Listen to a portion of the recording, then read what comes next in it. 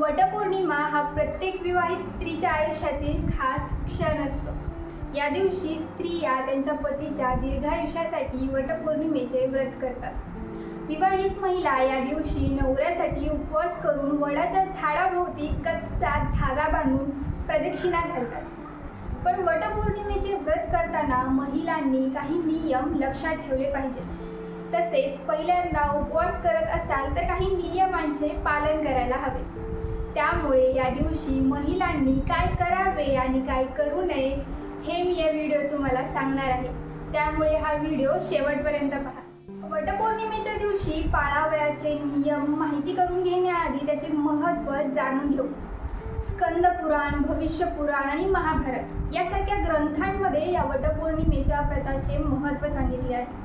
हे व्रत विवाहित स्त्रिया किंवा वयात आलेल्या मुली करतात. हे व्रत पतीच्या दीर्घायुष्यासाठी, त्याच्या प्रेमासाठी आणि नात्यासाठी केले जाते.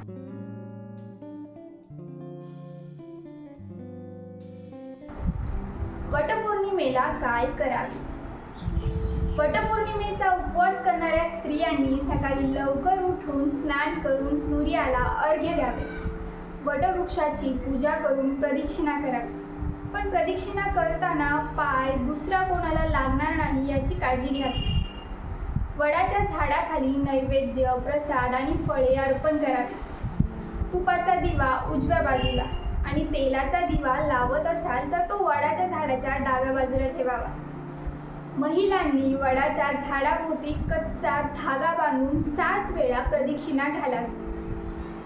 मोठ्यांचा आशीर्वाद घेऊन गरजू लोकांना अन्न किंवा वस्त्र दान करावे. या दिवशी मनोभावे व्रतवैकल्य करून पतीच्या दीर्घायुष्यासाठी प्रार्थना करावी.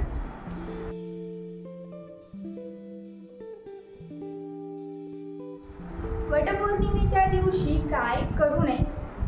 जर तुम्ही वटपौर्णिमेचा उपवास करत असाल तर अंघोळीनंतर काळे किंवा पांढरे कपडे घालू नका. हे व्रत करताना मनात नकारात्मक भावना येऊ देऊ नका.